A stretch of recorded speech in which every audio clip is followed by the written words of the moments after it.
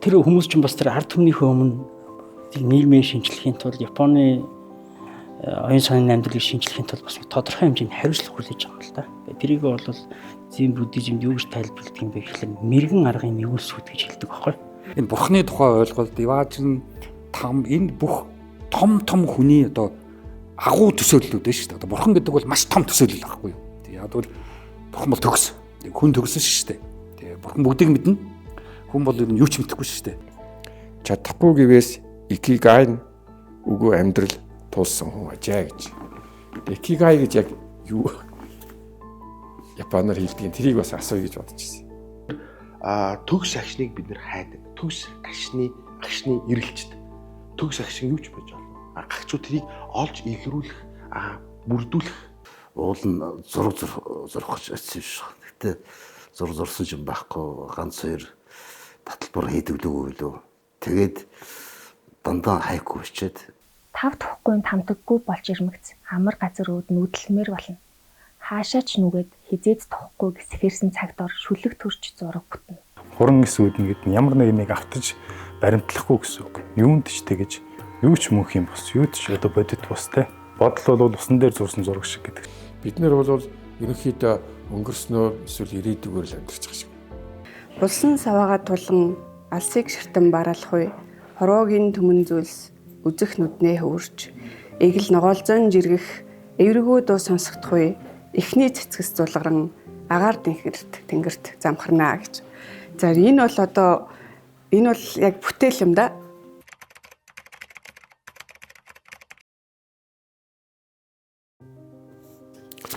За энэ номын хамгийн эхэнд уулын замаар өгсөнгөө ингэж бодлоо. Мэдэх чадахыг өртөл болгоос эв эвдрэн мэдрэмж сэтгэлийг эрхэм болгоул урсгалд төөрн өөрийнхөөрөө зүтгэвээс зовлон болно ханаа хүний хорвоо амьдрахт хэцүү амьдрахад тавгүй гэж. Энэхүү бүтээлийн эхэнд уулын замаар өгсөнгөө ингэж бодлоо хэмээн яруу тансаг Япон хэлээр зохиолчин Гүн ухаан зохиолын бүхий санааг цөөн үгээр илэрхийлсэн нэгэн алдартай ишлэл бий.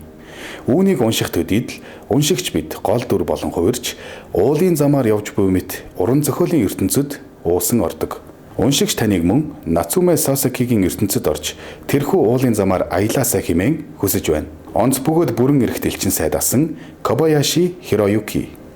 Сосакигийн Кусамакура роман бол Японы орчин үеийн уран зохиолын сонгодог хориглуудын нэг.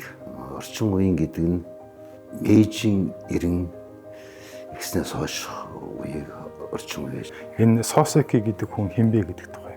Японы түүхэнд хоёр зохиолч мөнгөн дээр зураг хэвлүүлж исэн биз тийм ээ. Тэгэхээр Японы Сосаки бол 1000 яны дэвсгэртээр зураг нь хэвлэгдэж исэн. Тэгэхээр энэ хүн ер нь хэн бэ? Нутаг зохиол ямар жин дарддаг вэ гэдг нь бол ойлгомжтой. Дорн дахны бичгийн их хүн соён гэгэрүүлэгч Нацуме Сосаки 1867 онд засаг ноён Нацуме овгийн 5 дахь хүү болон мэндэлжээ. Багада айлд өргөгдсөн ба өргөсөн айлын гэр бүл салж Сосаки төрсөн гэр ба өргөсөн гэрийн дунд санаанд оромгүй хүнд хэцүү орчинд хүүхэд насаа өнгөрөөхөд хүрчээ. Токиогийн их сургуулийг англи утга зохиол судлалаар төгсөөд 1895 онд Мацуямад дунд сургуулийн багш болсон үеийн хожим Ботчан зохиолд дүрслэгдэнэ. 1896 онд Кумамотод багшлах болж улмаар боловсролын яамны тушаалаар 1900 оноос Англи улсад 2 жил суралцжээ. Эх орондоо эргэж ирээд 1907 оны хүртэл Токиогийн их сургуульд англи утга зохиол заасны эцэст 40 наснаасаа мэрэгжлийн зохиолчийн замналыг сонгож бичиж туйрвсаар 1916 онд 50 настайдаа тэнгэр тальжээ. Сонгодог хятад хэл, бэхэн зураг, дорны хэл бичиг, английн утга зохиол тэргүүт өрөнд орны хос соёл иргэншилд гүнзгий нэвтэрсэн их зохиолчийн бичгийн өв сан зөвхөн утга зохиол төдийгүй уран зураг, уран бичлэг зэрэг урлаг гоо зүйн өргөн хүрээг хамарсан урсгал болон өргөжж хожимо Сосаки соёл, Сосакигийн уул нурууд гэгдэх болсон олон зуун зохиолч, уран бүтээлчид түүний дэг сургуулиас төржээ. Одоо энэ Сосакигийн одоо Мэйжин шинжлэлийн үед нэг баруунд бол одоо анхны залуучууд анхны Аз залуучууд очиод ихтэй сургууль сурлаа тийм ээ. Ялангуяа Кембрижд очисон Сосокигийн зохиол бол 19-р зуундаас тэр 20-р зуунд өнөөдөр 21-р зуунд дамнаад суур бурхны шашинтай буддийн сургаалтай күнзийн одоо бас одоо сурталтай. За тэр мөн Японы өөрийн одоо суур тэр арлын бас нэг өөр нэг сонин менталитет шүү дээ. Энэ бүгдийг өрн дахны улсуудтай өрн дахны одоо ирж байгаа тэр соёлын төрөлтөд эвцэлдүүлсэн нэг шинжилгээ одоо нэг тод үзэл гэж үздэг юм билээ л дээ.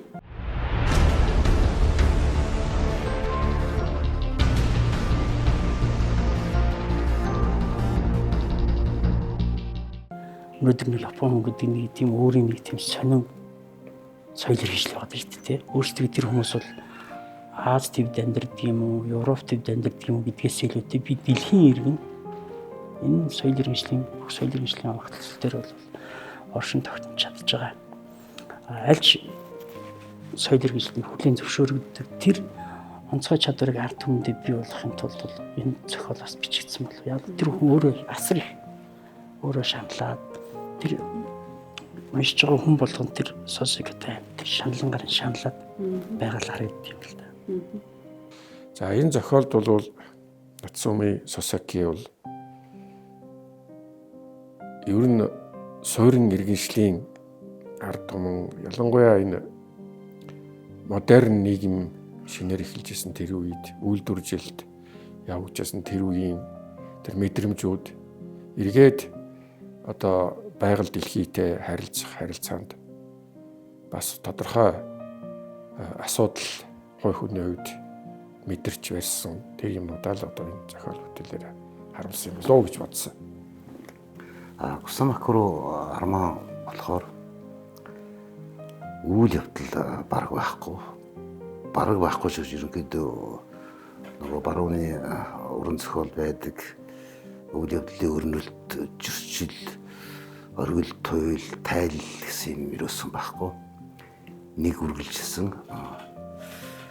хүний ертөнцийн амьдрахад их хэцүү газар за хүмүүн бусчуудын ертөнцийн бүр таар тохирохгүй тэгээд хүн өөртөө тухтай тийм газар орон ирж хайсаар аваад эцэстээ ер нь хүний ертөнцид хүн тав тухтай байх аргагүй юм байна гэж ойлгосон цагт уран зураг яруу найраг төрдөг гэж эхлээд тэгээд тэндээс хойш тувтан бодол эргэцүүлэхийн дундуур хайку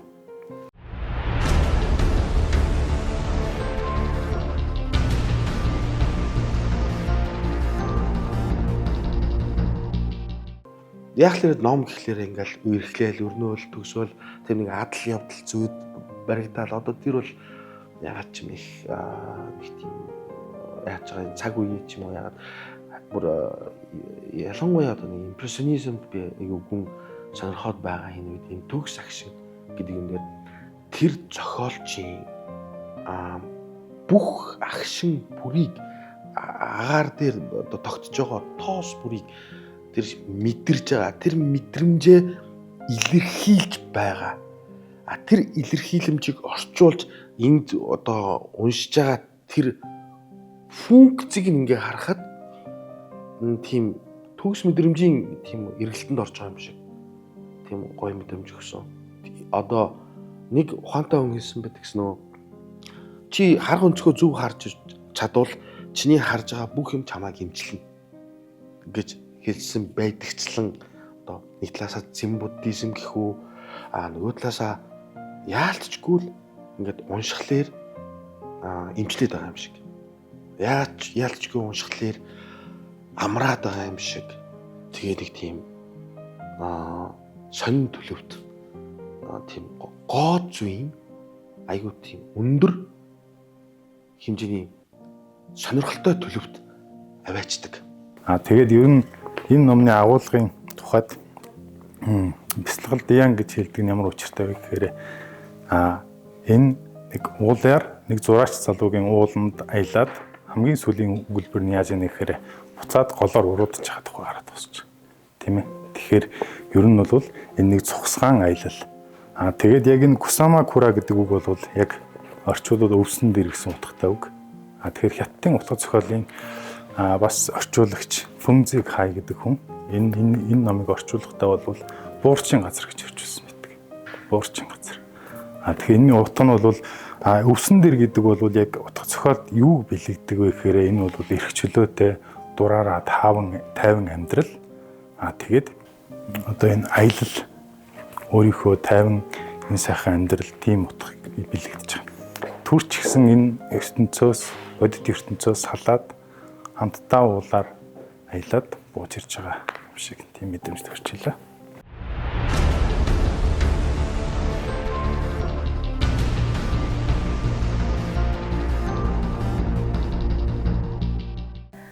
За тэгээд ерөнхийдөө нөгөө нэг номон дээр зөндөө хит удаа ингэж гарч байгаа санаа нь болохоор хэрвээ ингээ уран бүтээлч байх, ингээ бүтээл хийх тухай, за эсвэл хүн байж байгаа бүтээлийг мэдрэх тэр агшинд одоо тэр үзэгч, хүлээн авагч нь өөрөө уран бүтээлч болох тухай гардаг. Хүмүүс ер нь бүгдээрээ ямар үед уран бүтээлч байж болох уу гэдэг санаа гаргаж байгаа. За жишээлбэл за ингээ байгалийн үзэгдэл сүр хүчийг харж байгаа үед яг тэрийг ингэж ашиглая даа гэж бодохгүй, энэс ашиг олъё даа гэж бодохгүй байгаа үедээ яг ингээд цэвэр ажиглалт хийж байгаа үедээ мэдэрч байгаа үедээ тэр одоо үзэгч, хүлээн авагч маань өөрөө уран бүтээлч юм а гэдэг санаа гаргаж байгаа.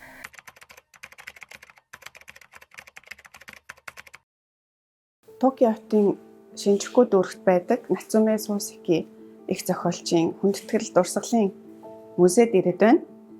Тэгээд одоо Сусики зохиолч өөрөө зогсож байна. Өөрөө бол энэ гурван болон ертөнц гэдэг байгаа нэр чинь бол бас нэг тийм бодит амьдралын нэг ердийн хэмжээсүүд хүн тэр хэмжээсүүдээс ангижраад ийм гурван болон нэг тийм манант ч юм шиг, зэрэглээт ч юм шиг ийм их тийм бясалгалын харьцангуй нэг үгээр бол одоо бурханд ойр гэх юм те. Ийм оюун санааны ертөнцид өөрөө гарах тухай энэ бодож байгаа юм баггүй юу. Тэгэхээр тэр хүний бодол дотор бид нар ороод үүнийг уншингаа ингээд тэнд нэг хэсэгтээ орших тийм үү. Хүн нэг өөрийнхөө дотоод жоохон бурханлаг чанарт өгөх ийм боломж өгдөг бүтээл юм да. Тэгэхээр одоо гайхалтай нөө. Тэгээ би одоо уншичаад дахиад уншаад. Хамгийн гол нь нөө адал явдал хөөсөн номыг ингэдэг юм байна. Хүн нэг уншичаад хоёр уншихгүй байна. Нэг уншичаад ингэж хэлсэн юм байна, ингэж өрнөсөн юм байна, ингэж дууссан юм байна. Гэвч дахиад унших юм шаардлага. Тэгэнгүүт энэ төгс агшныг илэрхийлсэн мэдрэхүйн хэмжээнд нөлөөсөн энэ одоо бясалгалч юм уу ийм ном маань дахин уншихад өөрөөр уншигдаад байна. Ер нь хүмүүс бол нэг өдөр тутмын амьдралдаа дадсан амьдралаас гарч чаддгүй. Тэрэн дотор гой сайхан хоёр нь бол одоо мэддэхээ байчихсан. Тэгэхээр тийм өдөр тутмын амьдралтай хүмүүс гэж нэг хин дийлэнх нь байна. Өдөр тутмын амьдралаас гарч амьдралыг хүний хорвоогоос одоо гэж энэ дэр бичээд байгаа шүү дээ. Чийж бас гоё л орчуулсан байх гэж би бодож байна. Ангид бас бодож сурах. Ер нь одоо өөрийн гэсэн одоо өнцөг хараа гарын 10 ертөнцтэй бас харж илэрхийлж сурна гэдэг бол 4 үнцэгт 3 үнцэгт гэдэг одоо энд яваад байгаа шүү дээ тий.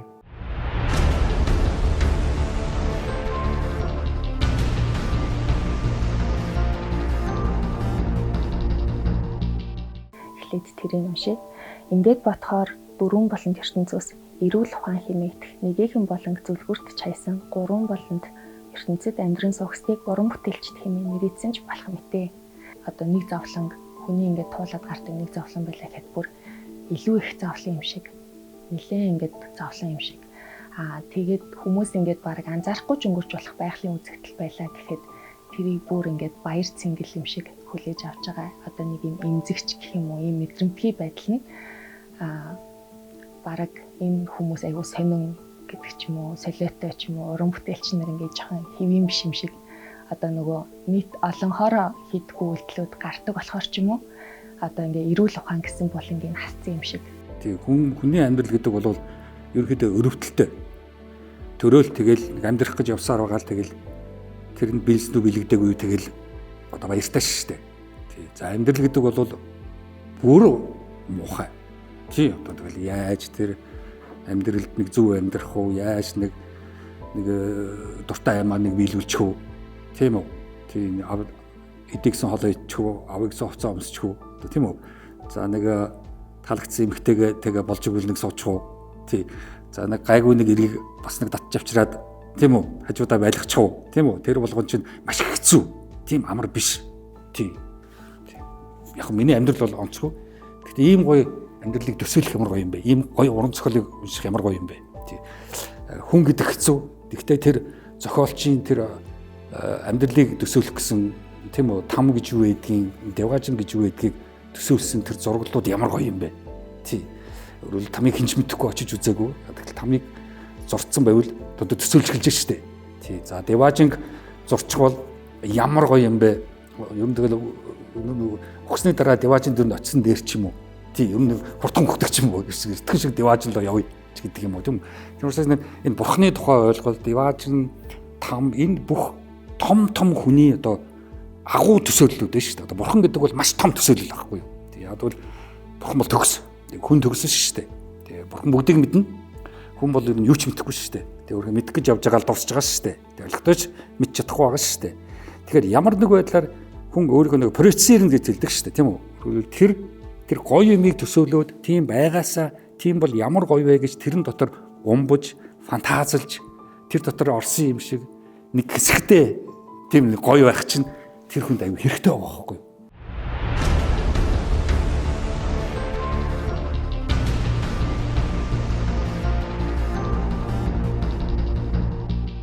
Шүлэг уншиж байх зуртаа чи шүлэгч мөн гэдэг чинь юу хэлээд байна те? Яг олон талаас нь тайлбарлаж болох байх л та. Ер нь нэг хүн ингээд бөмбөг шийдэхэд чи хоёр гартаа үйж тосч аваад тоглолдог шиг.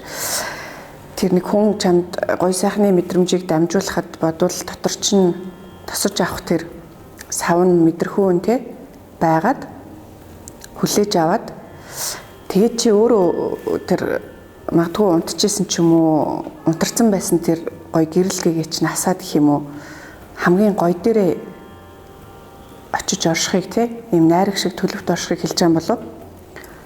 Тэгэхээр одоо жишээлх юм бол энд ингээд бичгийн хүмүүс, орчуулагчид, философичуд ярьж ийн нэг сонсоод гоё санагдчихвэл ер нь гоё дойр үйж явах та ч юм уу чи өөрөө хамгийн гоё дээрээ хамгийн гоё хувилбар дээрээ байна те. Бүтээл хийх, бүтээлийг хүртэх, хүлээн авах энэ зүйлсүүд болохоор мэдээж нөгөө юм итгэрэл одоо тайвшралч гэдэг юм уу. Буцаад нөгөө нэг гоо сайхан руугаа очих боломж нь юм байгалаг чанар руу очих боломжийг олгож байгаа. Энд бас нэг гоё юм байна. Энэ икигай гэж. Хүний амьдралын хавар зундаа хуруу хумсаа хуйгалж зүтгэсээр насны намар ирэхэд харамсан суухгүй нэг тааж өнгөрүүлсэн амьдралаа эргэн нэг харж алдуурсан дурсамжийн хууцыг араас нь эргүүлэх өдөр ирэх үед нэгэн цагт өөрийн бие цогцсоос янгуух чангуухыг ухаарсан бүгдхэн гэгээ цацруулж хувь эгог мартаж үдсэн хүн бол алга ташим амтд таашаалыг ахин нэг мэдэрч чадах. Үе за чадахгүй гэвээс икигай үгүй амьдрал тулсан хүн ажаа гэж. Икигай гэж яг юу Японоор хэлдэг тэрийг бас асууя гэж бодож байсан. Би бол одоо тэгж ойлгосон шүү дээ. Ер нь хүн ингээд амьдралаа эргээд боддог. Тэг ингээд эргээд тодорхой одоо насны гээцэд очиход хүнд амьдралаас асар их юм гэж хүнд үлдсэн байдаг. Асар их юм хүн авсан байдаг. Сайн муу тэн дээр янгуух, чангуух, ухаарсан бүгдхэн гэгээ цацруулж гээд тэр юм маань эргээд одоо эргэн тойрон нуруугаа одоо нөлөөлөх те бүлээцүүлэгч гэдэг юм уу, гэрэлтүүлэгч гэдэг юм уу. тэр юм маань хүнд өөрт нь бол амьдралынх нь утга учир байдаг гэсэн санаагаар би ойлгосон.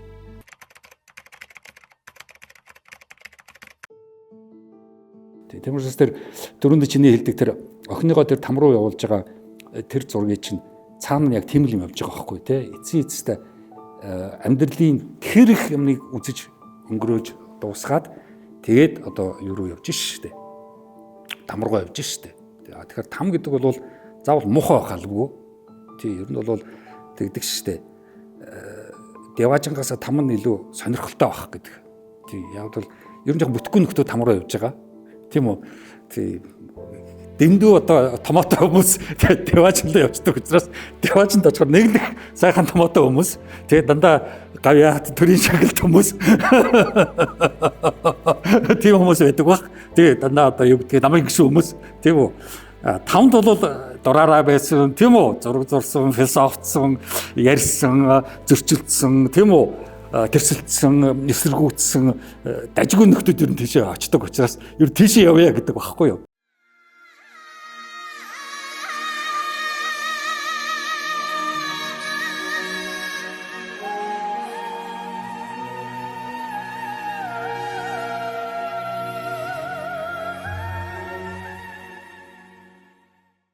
Бичгийн гоо зүй гэдгээр бол одоо өнөө цагт бас ховорцсон маягийн энэ маш тийм гоё төгс төгөлтөр маягийн хэв маягаар бичигдсэн. Зүгээр уншиж явах төдийд урлагийн тухай бичигдсэн тэр утга зохиолын тэр хэл бичгийн гоо зүйн хувьд бол маш гайхамшигтай уран яруу. Тэгэхээр миний хувьд бол энэ маань урлагийн тухай, артын тухай бичсэн хамгийн гоёмсог бас нэлээд төгс төгөлтөр арт урлагийн тухай урлаг. Харин тий. Бид нар одоо найруулгын одоо юун дээр арга тактик дээр одоо найруулагчийн одоо би ярих дуртай уншихад хүртэл энд бичсэн байна. Төгс агшин гэдэг асуудал. Бид нар төгс агшныг хайдаг. Найруулгын тавилт шийдэл болвол тухайн агуулгыг өнөөдөр хэрхэн трансформац болгож хэрхэн хүний ухамсарт энэ одоо анхаарлын замаар нь тодорхой алгоритмын дагуу даалт ухамсарт нөлөөлөх байдлаар хүргэх вэ гэдэг дээр энэний нэг хэлбэр том суурь нь бид нар төгс агшин. Тэгэхээр төгс агшныг бид нар хайдаг. Төгс агшны эрэлжид төгс агшин юу ч байж болно. Гагчуу тэрийг олж илрүүлэх, бүрдүүлэх хан аягүй чухал байдаг. Тэгэхээр урлаг үл хийшэл тэмүүлдэг гэж би боддог. Одоогийн байдлаар бодож байгаа.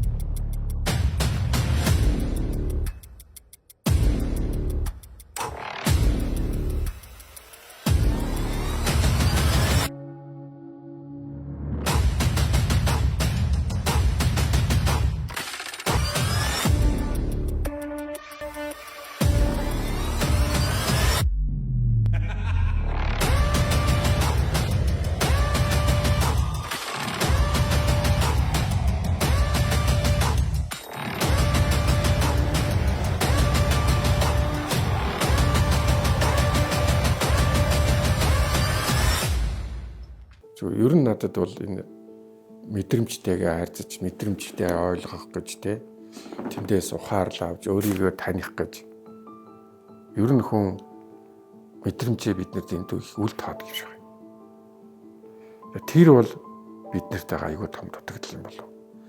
Энэ өнгөрсөн одоо нийгмийн одоо бас дутуу тал нь юм болов. Одоо өнөөдөр бид нэр хүн гэдэг утгаараа амьдарч байгаа бол ялангуяа энэ ном дээр бол бас мэдрэмжтэй холбоотой одоо цагийг бас аюул их чухалж байна. Бид нэр бол ерөнхийдөө өнгөрснөөр эсвэл ирээдүгээр л амьдарч байгаа шиг.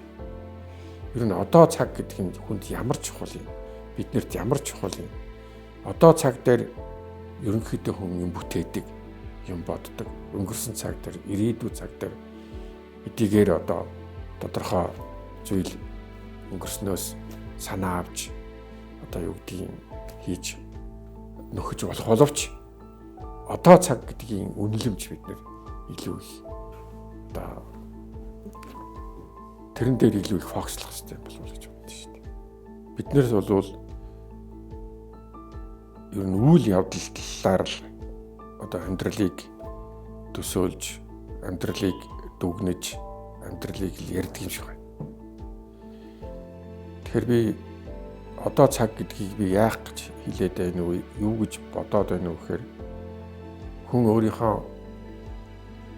өөрийнхөө одоо 5 метр хүүгээр энэ хорвоотой яг л одоо цагт л би харилцаж шүү дээ, тий. Мөдөрөө, чихээрээ, амаараа, тий.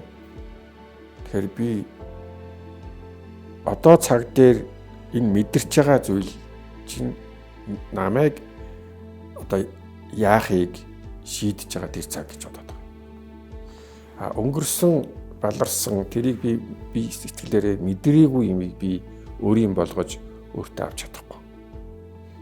Мэдээж хэрэг ирээдүйн цаг дээр адилхан. Тийм учраас ер нь бол одоо энэ сурах мэдрэхэд ч гэсэн одоо багаасаа энэ орчин тойронтойгоо харьцаж тэр харьцаанаасаа өөрийгөө одоо бүтээх тэр ажлын хэмжээнд би бодож яриад байна. Гэтэл бид нэр өнөөдөр ерөөсөө улс төрийн төвшөнд ч гэсэн хүмүүс ч гэсэн яг өнөөдрийн проблем ярьдаггүй. Ингэх гэж байгаа, тэгэх гэж байгаа, эсвэл тэгсэн, ингэсэн гээд одоо цагаас бид нар дандаа цухтаад юм болов гэж боддог шүү дээ. Тий, төгс агшинд очоод ирэхлээр хүн тэрийг мэдрээд ирэхлээр хүн ерөөшийн одоо дээд мэдрэмж гэж ярьдаг тий. Бид нар нөө дээд мэдрэмж. Энэ болохоор оюун сэтгэлгээгээр дамжиж хүртдэг дээд мэдрэмжийн тансаглал. Энэ сэтгэлгээний гоо зүй тэгээд тэндээс үндсэн илэрхийлж байгаа төгс агшны зураглал нь хүний даалт хомс, үзэгчийн даалт хомсоос суурахта дээд мэдрэмжийн одоо асар өндөр төлөв байдалд хүний үзэгчийг хааждаг. Энэ төлөв байдал бол одоо бид нар хаана юу хийж амьдарч байгаа юм бэ? Бид нар юуны төлөө би амьдарч байгаа юм бэ? Би одоо хаана байна вэ? Тэр одоо орон зайгаас нь тасалж өгдөг. Тав тухгүй тамтаггүй болж ирмэгц амар газар үүд нүдлэмээр болно. Хаашаа ч нүгээд хизээд тохгүй гэсгэрсэн цагт ор шүлэг төрж зураг бүтнэ. Хаяад нүүж болтгүй хорвоо тохгүй ойргоод байвал хатуу хорвоог хэдэн хувь ч юм бэ амьрлуулж үүлэн чөлөөнд тохиох ам амьдралыг үүлэн чөлөөнд нь болгож тавтай болгуулгүй бол гойргүй. Чухам иймээс л шүлэг чимэх тэнгэрийн бошиг төрж чухам тиймээс л зураа чимэх бурхны зараал бууж ирнэ.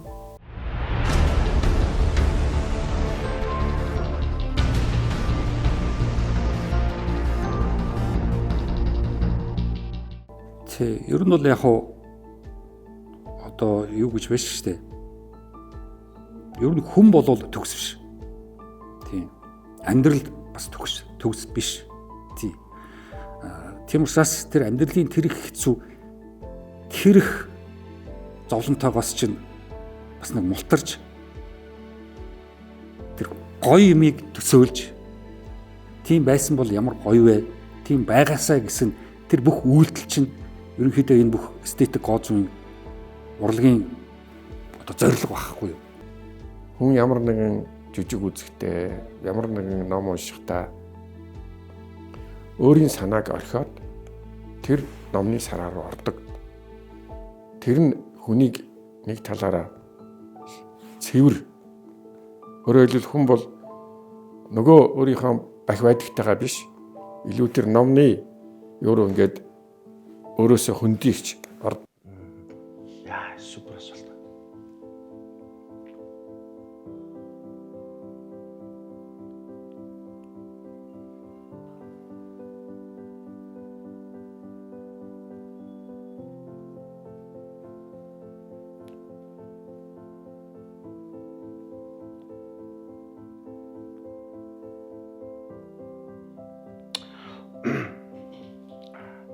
Урлаг гэж яг үүндээ юу вэ? Энэ айгүй хэцүү асуулт. Тэгээ энийг одоо ч яг юу юм бэ?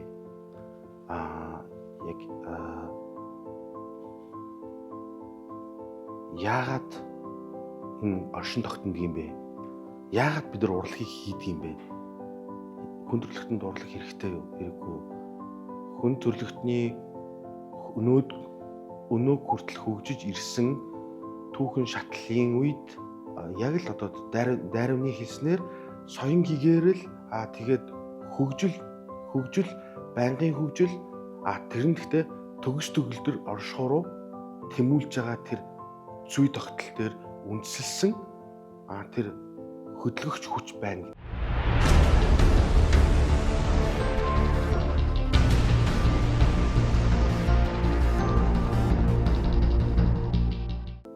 Тэгэхээр энэ хөдөлгөгч хүч бол бүр хүн төрөлхтний одоо хүний энэ генийн архетипт одоо ингээд сууж өгсөн баг шиг байна. Яагаад гэвэл бид нар өшөө төгс төгөлдөр бид нар цэвэрхэн байх хэрэгтэй. Бид нар өшөө гоё байх хэрэгтэй. Бид нар өшөө бурханлаг байх хэрэгтэй гэдэг. Энэ тэмүүлэгч зүй тогтол маань өнөөдөр биднийг өнөөдрийн соёлт хүндрэлтний хэмжээнд аваачсан байна. Тэгэхээр энд нөлөөлдөг хүчин зүйлүүд ахуйн хандлага байж болно. Асар том хүчин зүйл нь юу гэхээр ерөөсөө урлаг. Урлаг бол төгс оршихуй. Төгс оршихороо тэмүүлэх хүний байглаас өгдсөн тэмүүллээс үүдсэн тэр төгс оршихуй гэж. Дурлах сайхан уу сайхан. Эцэг ихээ өргөх зүйтэй юу зүйтэй. Үнэн сэтгэл эх оронч үзэл мөн хүндтэй. Гэвч өөрийн биед тулаад ирмэгц эрх ашигын хуй салхинд ороогдоход хүрч үзэсгэлэн сайхан зүйлс ба үнэн сайн явдалд нүдэн балар болно. Тиймээс энэ бүхний юунд шүлэг хаана урлаг агуулгадж байна өөрийн биед ойлгохтойгоо бол доо гэж. За эстетик бол яг философийн биед давсан салбар.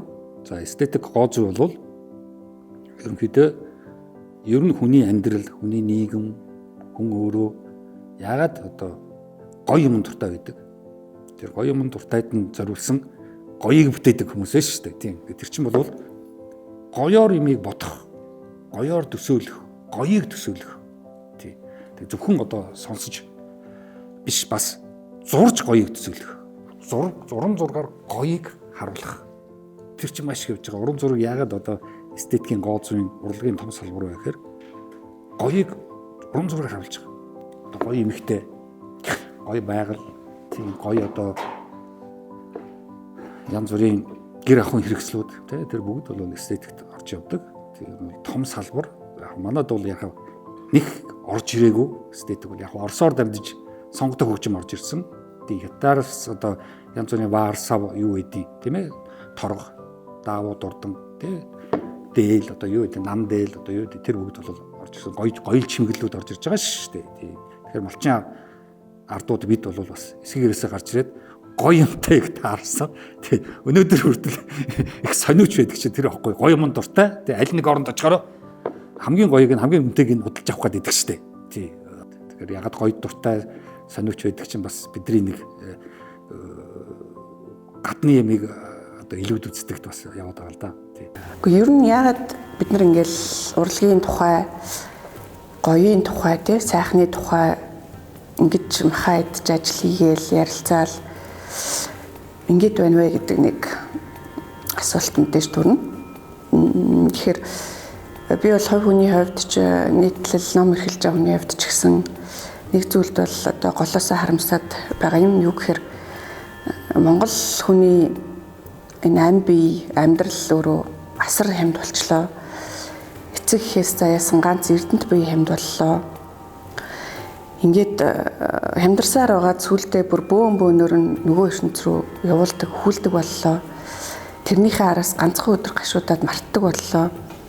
Энэ ийм амар хямд, ийм амар харгас байна гэдэг бол энэ хүмүүлгийн зарчимд нийцэхгүй энэ хүний нийгэм гэдэг утгаараа бол энэ ийм байж болохгүй. Тэгэхээр яагаад ийм болчихоо гэдэг мэдээж асуулт хүн болгоны толгойд л байгаа бах. Тэгэхээр миний бодлоор би нэг энгийн жишээ татаад яриа л да. Одоо энэ нэг манай жүжигчид урлагийнхан өсөн мөрөөдөд байдаг гавиат ч юм уу гэдэг юм төмөрнүүд байна.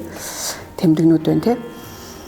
Тэгэхээр эн чинь зүгээр л урлаг одоо дэлхийн дундаж урлаг хэрэглэгчээс харсан ч гэсэн энэ бол урлагийн хүнд нааж болох, наалдаж болох хамгийн хямдхан эд штэ. Хүн жишээ нь одоо урлаг хэрэглэгч тийм төмөр зүүцсэн юм байна гэд дууг сонсдсон биш. тийм одоо цол авцсан хүн зурсан зураг юм байна гэх тэр зургийг үздэг юм биш. Тэгэхээр манай урлагийнхан ч одоо зөвхөн энэ төмрөөр жишээлж байгаа нь юу вэ гэхээр хамгийн үн цэнтэй, хамгийн үнэтэй байх ёстой хүмүүс маань энэ мэт одоо хамгийн хямдхан юмны араас явдаг өөрсдөө хямдарсан, урлаг хямдарсан учраас бид нар хамгийн үнэтэй зүйлийг хямдруулсан учраас үүнээс цаашх нь бол мэдээж Монголд аль бүхэн юм одоо үнэтэй байх боломжгүй болчиход байгаа санагдаад байгаа хгүй.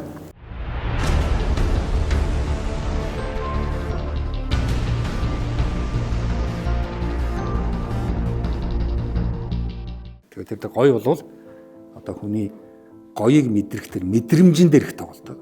Тэр мэдрэмжээс үүдээд сэтгэлийн хөдөлгөөн үүсдэг. Тийм сайхан хөгжим сонслоо.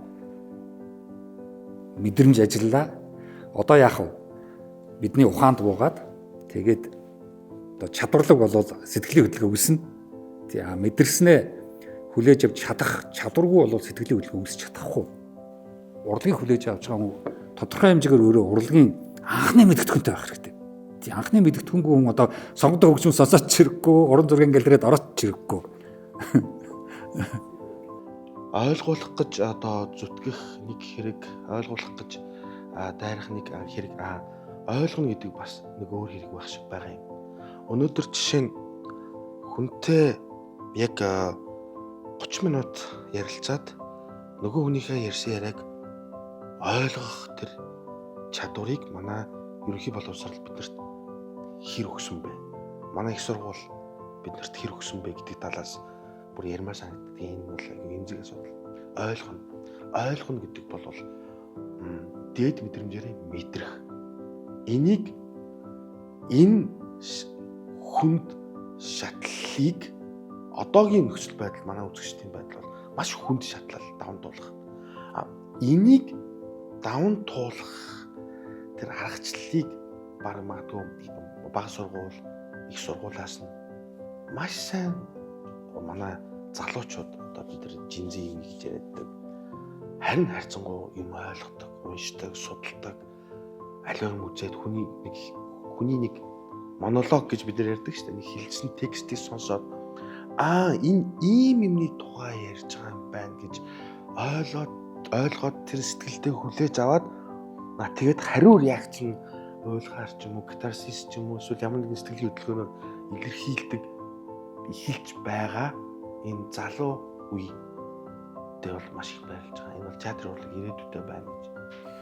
За ялангуяа одоо бид нар бол боловсролын чиглэлээр ажилладаг хүмүүсийн хувьд бол одоо энэ сургалтын үйл ажиллагаа ерөөсөө маш их тийм нийгэмд бүх юм одоо их тийм захиргаалтын хэлбэрээр явагдаж хувь хүн өөрийн мэдрэмж сэрлээсээ өдөөгдөж өөрийнхөө дотоод ертөнцийг бий болгох, хорвоо ертөнцтэй өөрийнхөөроо харилцах энэ харилцаанд одоо суралцах ёстой гэж би дандаа бодож явдаг. Тэгээ ер нь урлаг үнэтэй байх гэж жишээ нь юу хэлж байгаа гэж мэдээж асууж таарна. Тэгэхээр урлагч өөрөө тэр хүний угаасаа одоо төрхтөө заяаж төрсөн тэр эрхэм чанар тийм үү?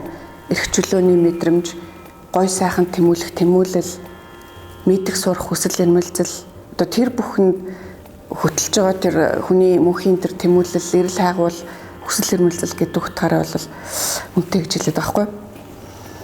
Тэг хүнийг зоригжуулж явах хэвээр, чөлөөлж явах хэвээр одоо баяр баясгалан өгч тийм ээ, нүдийг нь нээж тэр цор ганц дахин давтагдчихгүй тэр хувь хүний тэр оршихуйг нь өөрөө өөртөө мэдрүүлж ингэж байж их хэвээр салбар нь яг эсэргээрээ үлддэг тийм ээ. Яавал монгол хүнийг гутаах уу? Яавал муухайгаар харагдуулах уу? Цочоох уу тий? Одоо жишээлх юм бол ердийн нэг дундаж хөгжилтэй ч юм уу соёлт нийгмээс харахад гайхмаар ингээл нүүр хамаа татуулзуулаад тийм үү? Ингээл савчаал сонио хач үг хэлээл. Энд чинь бол өөрөөр хэлбэл анхны тэр урлагийн тэр үнэтэй байх гэдэг тэр шинжийг тийм ээ эрхэм байх тэр шинжийг яг л эсрэгээр нь үлдээд байгаа. Тэгэхээр бид чинь ямар нэгэн соёл юм уу, гоо зүй, ёс зүй ийм том хүн төрөлхтний том сэдвүүдээр ярихад маш дутагдaltaй байхгүй юу? Ер нь бол Монгол улс бол монголчууд бол ерөнхийдөө нийгмээрээ хүн ёсны дутагдaltaй би хэлээд байгаа шүү дээ. Орчин үеийн нийгэмд ер нь бид нар улсаараа гологдож байгаа. Ямар нэгэн 21 дугаар зууны тийм үү нийтлэг, гоо үзэмж, гоо сайхан, нийгмийн хүндэтгсэн, бусдыг хүндэтгсэн тийм үйл ажиллагаа манай ч маш их дутагддаг байхгүй юу? Хараад гайхаад байдیں۔ Ер нь бид нэр манай хэвлэлийн газраас бас олон тооны ном зохиолууд хийж тэглэн гаргадгийн дотор одоо хүмүүс мэддэг ч бай, мэддэггүй ч бай. Ер нь байгалийн амьдралаас нийгмийн амьдралын шилжилт биднэрт аюул чухал одоо сэдв болдог. Ер нь бол бид нэр одоо нэг байгаль байдлаасаа гарч тэр нийгмийн хүн нийгмийн иргэн болох үйл явц бол биднэрт бас их адармаатай замыг туулж өнөөдрийн бас бидний ярих хэвээр сэдв мөн.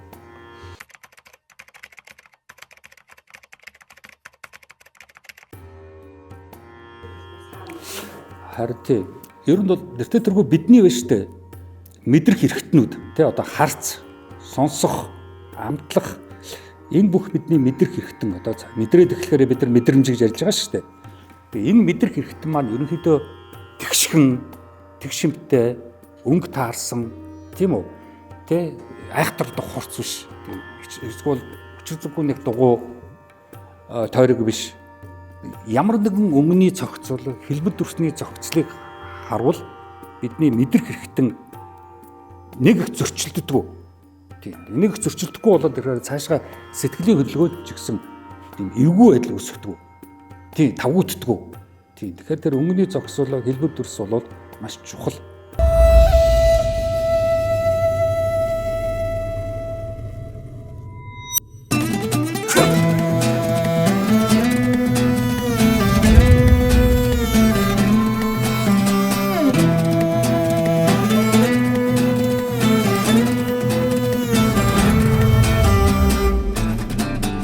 Эрхэмлэн уралсан бүтээлийн минь огт дээжийг соёрхон хүлээн авна. Мөнх ов брэнд. Тий. Яагаад гэвэл хүний тэр харц, мэдрэмж, тэр хүний боловсрал тэр бүгд чинь юу гоё вэ, юу утгагүй вэ, үнэтэй болгон гоё биш, хямдхан болгон муухай биш. Тэ тэр чинь хэлж байгаа. Сэтгэл тайван байна, таатай байна, дуртай байна. Тийм үү? Хачин юм харгаар тэгэл дургу өрчих шүү дээ. Дургу өрчихөж одоо тэгэл нэг сэтгэл нэг сонирн болчихно. Тий. Ярихад хэцүү, юм ярмааргүй санагдал, хармааргүй санагдал. Цаасаа болио гэртээ орооч гэдэг юм уу? Гудамж руу гарсан ч юусоо. За ер нь өрөмдөд ч бас тэр зүгийн урсгал байдаг. Эсвэл Японд бол жишээ нь одоо гоо зүй урлаг, дээд ирэмбий ачвал бүгд л өгдөг бас ийм урсгал школын зохиолчд байдаг. Тэгээ өнөөдөр бид нар ярилцаад байгаа Кусамакура бол гарцаагүй тэр урсгал школ бас хамаарч таарна. Яах гээд одоо орчуулад гэх юм уу ингээд яриад байна гэхээр угтаа бол ингээд Монголынхаа урлагийнхныг уран бүтээлчдийг ингээд магтан дуулаад байгаа царийн.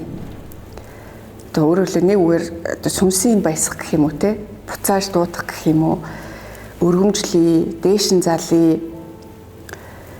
Ямар эрхэм сайхан үн цэнтэй ажил хийдгийг те ямар сайхан ямар чухал юм. Тэгээ бид нар ч одоо ер нь тэгэл одоо 100 болохоор Улаанбаатар хотоор ер нь тэгэл бүдүүлэг хүмүүсийн ховцлолд яаж бүдүүлэгдэж ховцлох вэ? Яаж хүмүүст муухай харагдах вэ?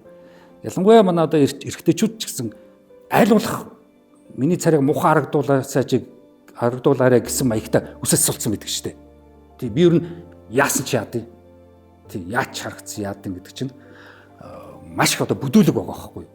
Тэгэхээр тэр чинь нөгөө гоо зүйн эвгүй тийм үү дүрс хэлбэр хувцлалт чинь цаашгаа ёс зүйн асуудал болоод эхэлж шүү дээ. За ягаад гадаад үзмжинтэй анхаарахгүй гадагшаага ягаад анхаарахгүй байгаа юм бэ гэхээр анхаарахгүй байна гэдэг бол хажуугийнхаа хүмүүс, бусад хүмүүс, нийгэмд бусад хүмүүст үн өгөхгүй байх гэсэн үг байхгүй юу?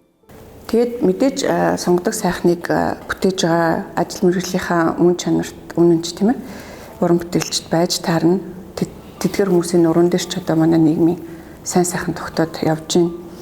А нөгөө талаар бол ихэнх нь ч юм уу ингээд дээшин залах гад өргөх гээд ингээд ажиллаад харж ихт бол үнэхээр бас би Монгол хүний хувьд гэх юм уу урлагийг одоо хүндэлдэг зөв үзэгчийн хувьд бол зарим нь үнэхээр өрөвдөж байгаа.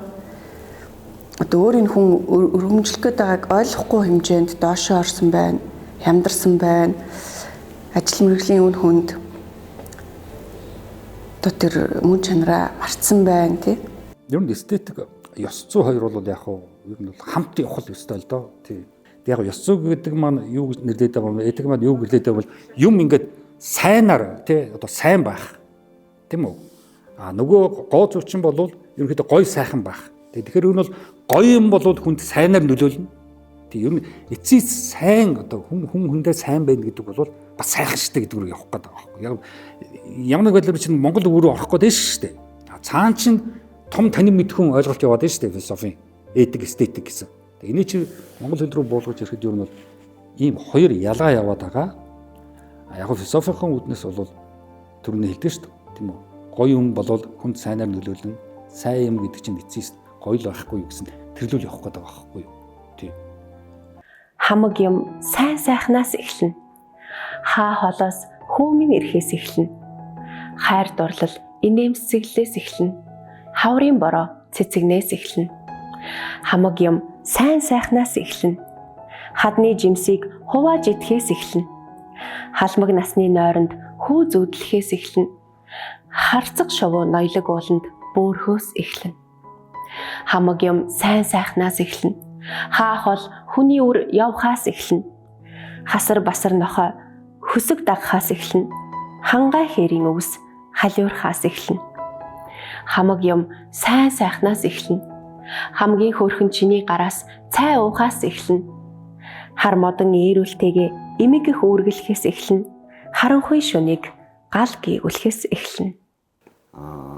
Барууны школд зураач хүн нэг халуун аршаанд очиод уул нь зураг зурх гэж очив шүү. Гэтэ зураг зурсан юм байхгүй, ганц хоёр таталбар хийдвэлгүй лөө. Тэгээд дандаа хайку бичээд тэр хайку бичих хүртлээ айх дээр хэрэгцүүл бодол хэрэгцүүл тэр чигээр явсараад зөвхөн энэ тэр хайку бичээд хүрсэн бодуулаас нь бүтсэн армаа өөрөөр хэлбэл орчуулахад маш хэцүү хийсвэр сэтгэлгээний тэгээд урлаг уран сайхан гоо сайхны талаар одоо өөрийнхөө бодлуудыг бүтээгээд тэгээд ийм бүтэн армаа болцсон.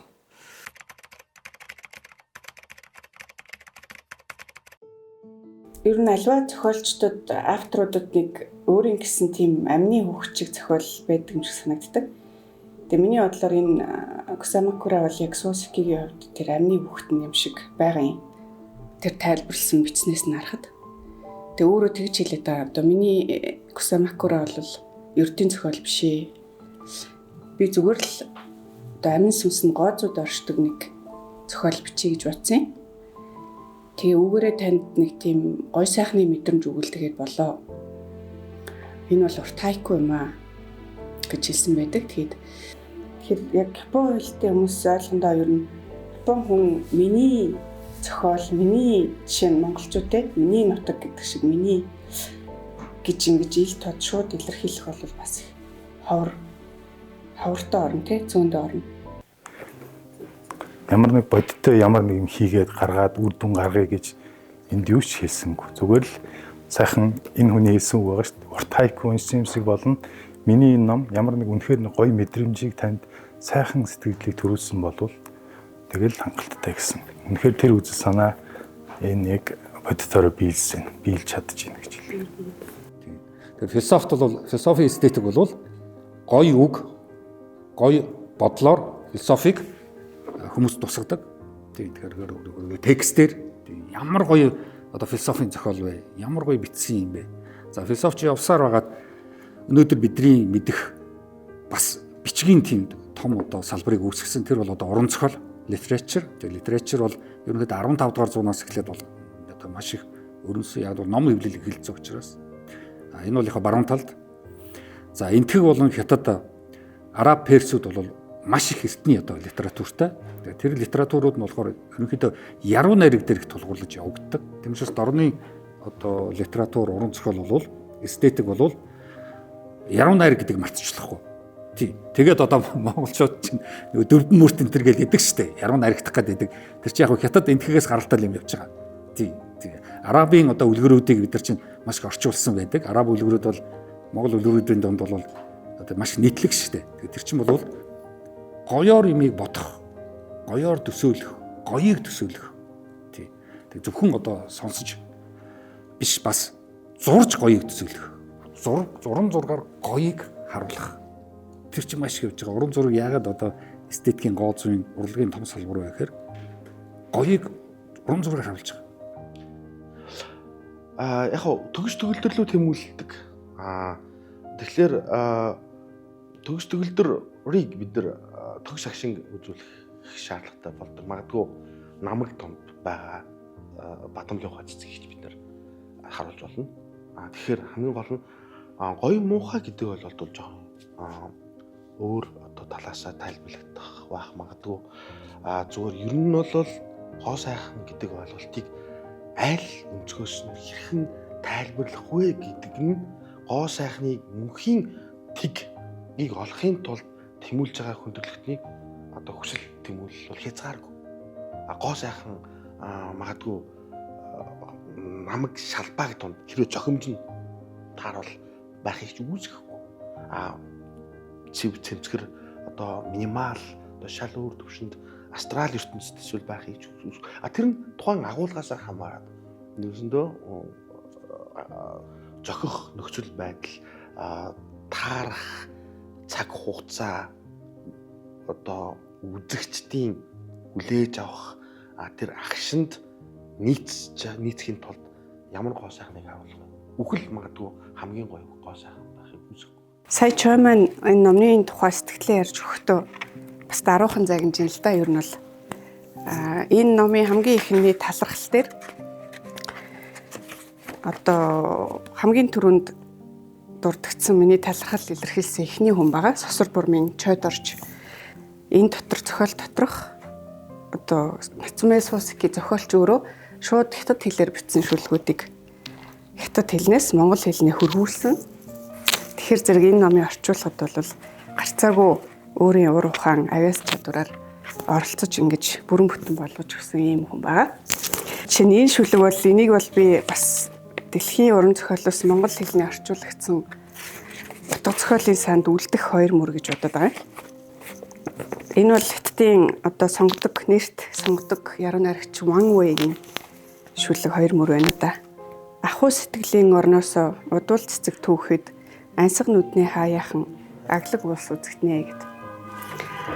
За энэ бол энэ Ван Вэйгийн энэ дорн дахина алдарсан ерөн дэлхийн утга зохиолын санд хүлээн зөвшөөрөгдсөн ийм 2 сонгодог мөрийн цоошин орчуулга. Харин тэгэхээр энэ яг тэр дорны хүний дотоод сэтгэлийн бясалгал тэр гүнзгий ертөнц нь бас байгаль дэлхийн ертөнцтэйгээ ийм гүнзгий уялдаатай явдаг гэдгийг бүр ингээд нэг юм зангилжтэй шахсан бяцлах шиг ингэж илэрхийлсэн нэг юм 2 мөр ингээ манай утга зохиолд оруулж ирсэн. Энд орж байгаа бол энд номонд хэд дуудаж байгаа урд уул гэдэг. Урд уул гэдэг бол яг үндэ урд талд нь байгаа уул гэсэн үг байна. Энэ хүн бол тэр хүний хаашаач хараа сууж байсан тэр урд нь цэлийж байгаа тэр дүнхийж байгаа тэр уулын тухай. Энэ бол ахвар сэтгэлийн оронд байгаа уул нь. Бусдаар бол нэг бодтороо байгаад байгаа ч гэсэн. Тэгээд тэр шүлгүүдийг тэр одоо эндээс бүр одоо ингээд урлагийг тэр урлагийн онолыг шүлгүүдийг тэгээд амьдрал ахуйг хувийн мэдрэмж бүгдийг ингээд функцлээд тодорхой тийм юмд оруулаад одоо төгс төлөвт оруулаад тэгээд тайлбарлан илэрхийлэх гэдэг бол хэвээр. За энтгэг болон хятад араб персүүд бол маш их эртний одоо литературтай.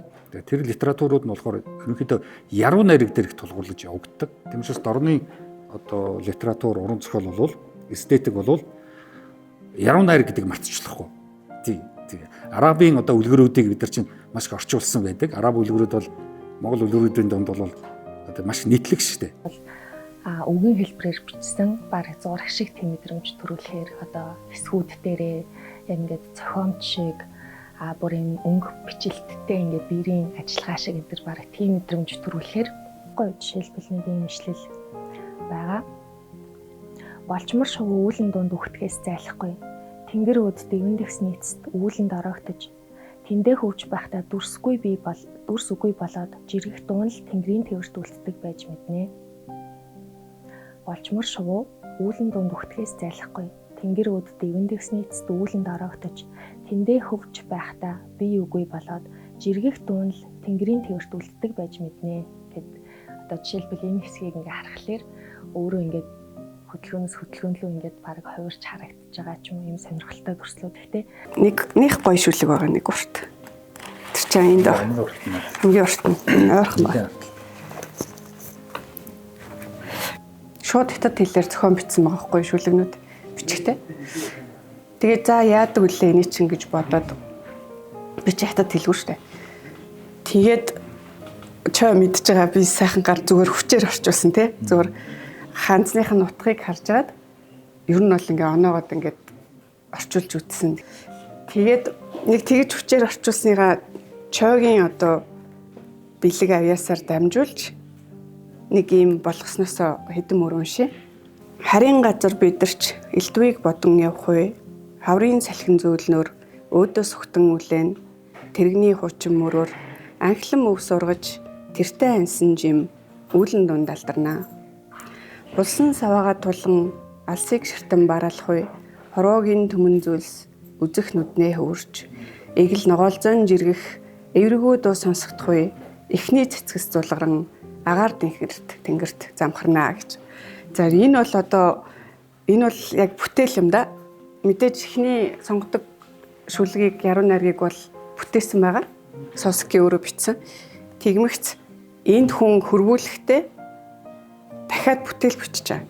Одоо эгэл ногоолзон жиргэх эврэгөө дуу сонсдох үе.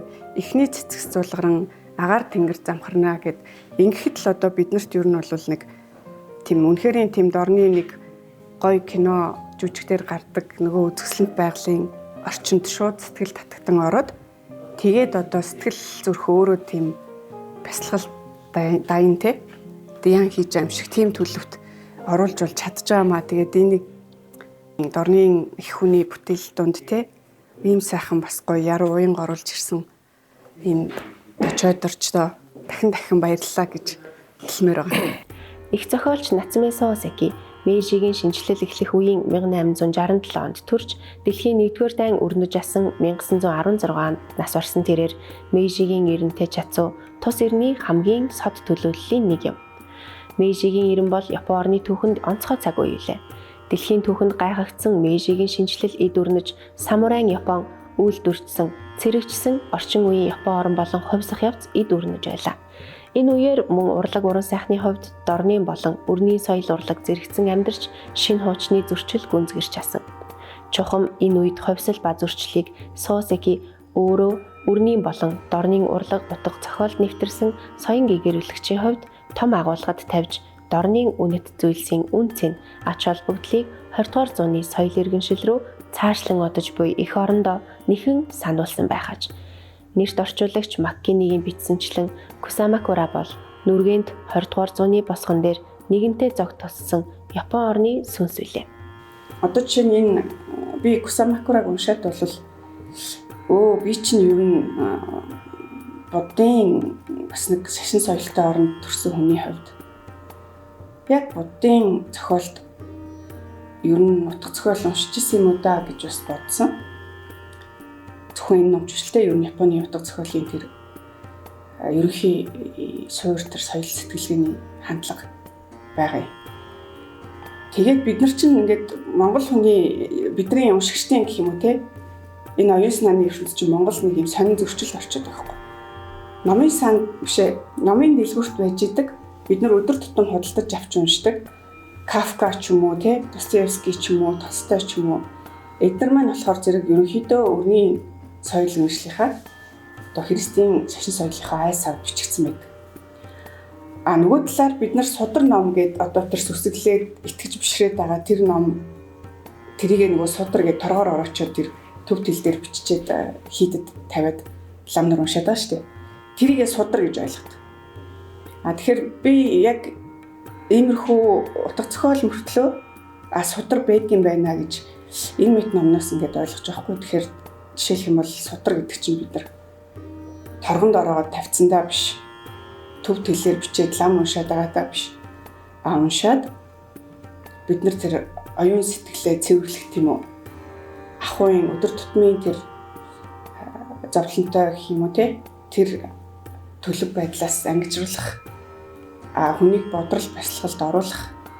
За энэ ажлаа хийж явах юм бол ямар ч торгоор ороогоогүй бай. Одоо ямар ч хэлээр хинж бичсэн бай судар юм байна гэж бол би ойлгож байна. Тэгэхээр энэ Сосекигийн болоод ерөнхийдөө Японы одоо Зен буддизм, Солонгосын Кан, Хятадын Чан буддизмын суурь бол энэ бурхан багшийн одоо ганжир дотор бол нэг гонцог үе эрдэнэ давхарсан гэж аимаг байна. Энэ бурхан багш өөрийнхөө одоо сүүлийн 80 нас төгсөн энэ үедээ бол одоо зохиосон 3 линхва гэж судар байдаг л та.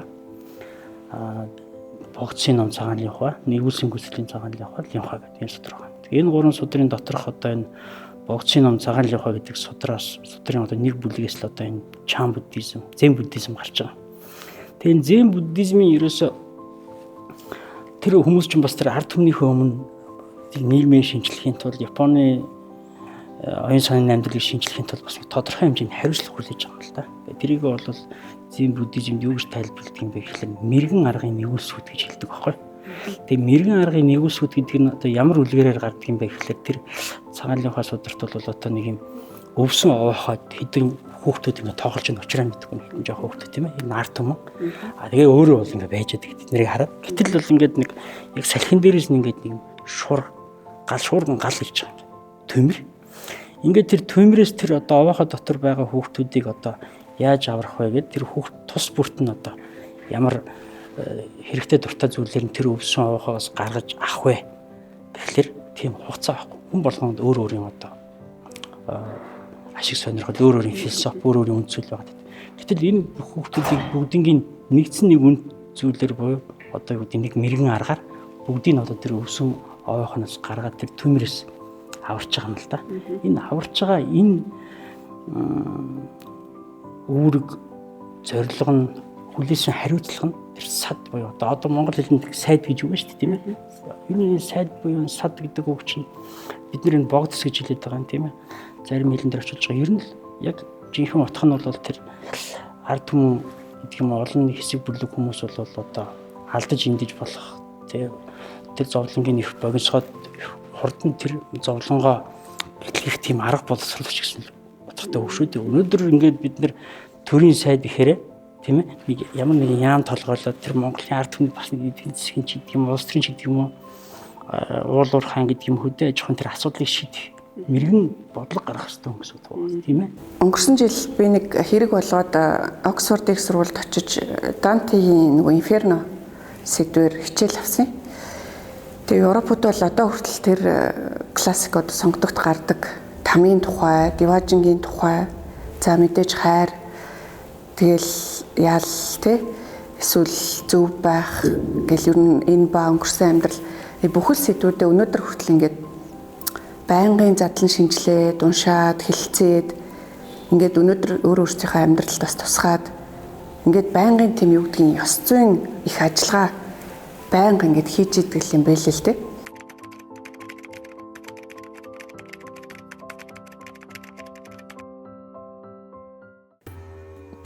За дөрөв буддийн сургаалаас гээд би бас энд бичсэн тэмдэглээд авсан байна.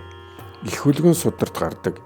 Энэ харваагийн зовлон дор зовлонтойгооч мэдрэхгүй амьдарч байгаа хүмүүсийг гал давтснаа мэдэхгүй гэртээ суугаа хүмүүстэй зөвлөж сургаалаас улбаатай гэд. Яг харахгүй өнөөдөр зовлонд байгаагаа мэдэхгүй амьдарч байгаа маш их байна. Тэгээ бид энэ зовлон жаргал гэдэг юм аа бас тойрч ярьж тэр яг яагаад байгаа юм тэгээ зовоод байгаа юм жаргаад байгаа. Зовлонгоо жаргал гэж үзээд байгаа юм. Эсвэл жаргалаа зовлон гэж үзээд байгаа. Энэ энд чинь бол нэг тийм дими яриа бол биш юм л да.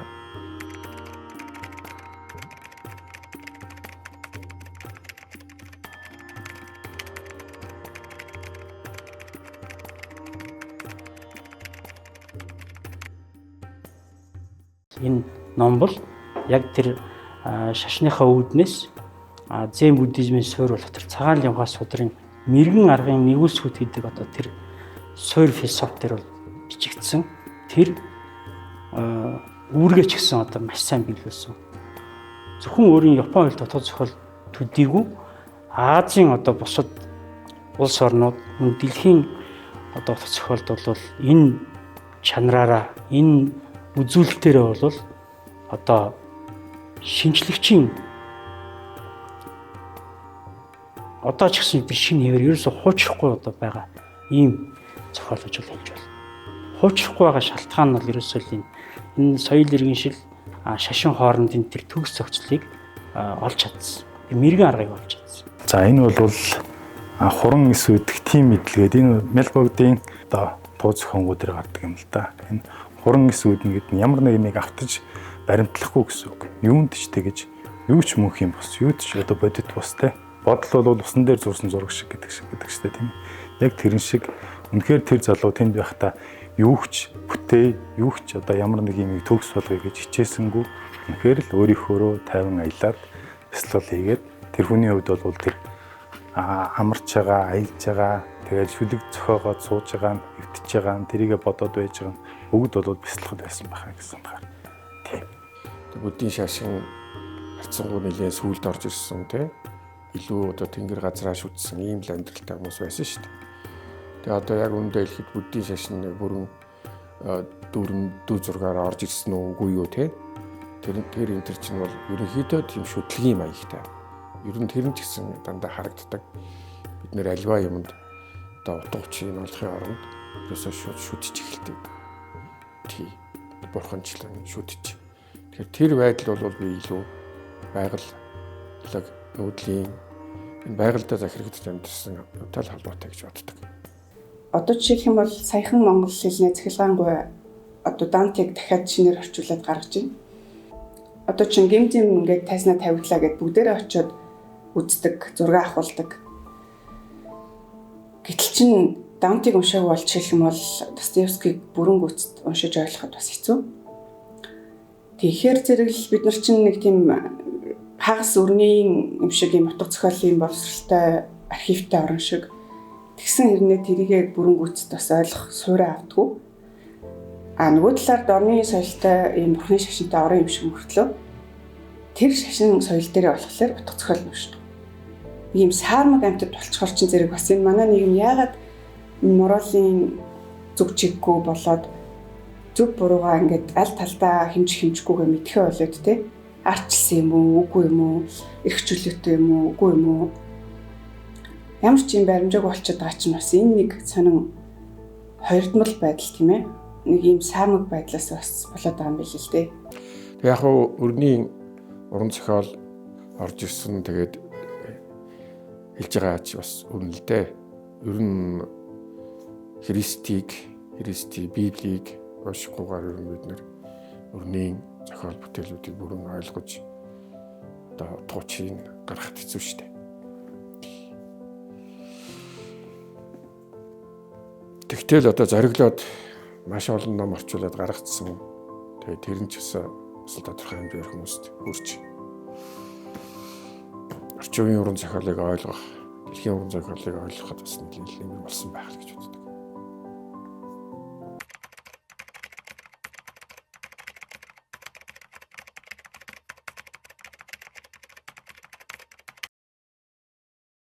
Үнэхээр яг сайн орчуулга мөсөн дээгүүр тосон дээгүүр болгож байгаа юм шиг уншигдах ёстой гэсэн бол энэ номыг би үнэхээр тэгж уншигдсан гэж хэлнэ. Энэ бол одоо стол одоо нэг импрессионизмыг философи өнцгөр тайлбарлсан ахуйдээс суурсан хичээл болж байгаа гэж хэлмээр тийм баярламаар. За надад ч бас энэ номонд өөрийнхөө хөв нэмрийг оруулах одоо тийм боломж олгосон болор хэдэндээ маш их баярлж байна. Жүжиг үзэж, ном уншиж байх тэрхэн зуртай чи шүлэгч моон гэд.